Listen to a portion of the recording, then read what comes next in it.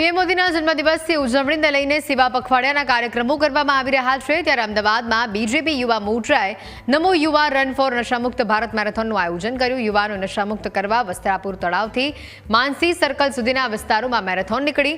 આ મેરેથોનમાં 20,000થી વધુ લોકો જોડાયા। રાજ્યના આરોગ્ય મંત્રી ઋષિકેશ પટેલ મેરેથોનને ફ્લેગ ઓફ કરાવ્યું હતું। મેરેથોનમાં બીજેપીના કાર્યકરો સહિત ગુજરાતી કલાકારો જોડાયા હતા।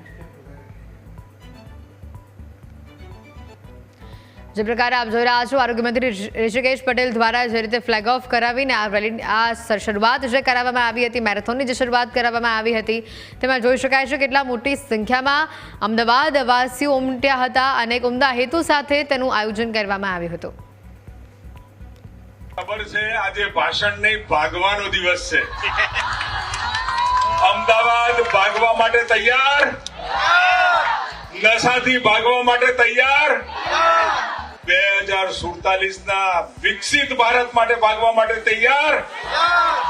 તો આજે અમદાવાદની આ વિશાળ, મારી નજર નથી પહોંચતી ત્યાં સુધી યુવાનો એકત્ર થયા છે। નશા મુક્તિ ભારત માટે મારે બધાને એક જ અપીલ કરવાની છે કે આપણું સ્વાસ્થ્ય એ સૌથી મોટી લક્ઝરી છે, બીજી બધી જ વસ્તુ નકામી છે। તો follow it healthy, be with healthy people અને એવી હેલ્ધી લાઈફસ્ટાઈલ બનાવો કે આગળના ટાઈમમાં, એટલે આગળના 5 વર્ષમાં જે તમને સૌથી વધારે હેલ્પ કરશે એ તમારું ફૂડ, તમારું સ્વાસ્થ્ય જ છે। અને સ્વાસ્થ્ય સારું હશે તો તમે બધું અચીવ કરી શકશો। યુવાઓને એટલું જ કહીશ કે ઓફકોર્સ જે રીતે અત્યારે સમય એવો ચાલી રહ્યો છે, આપ સૌ કદાચ કોઈ નશામાં હોય તો પ્લીઝ મુક્ત થઈ જાવ એમાંથી।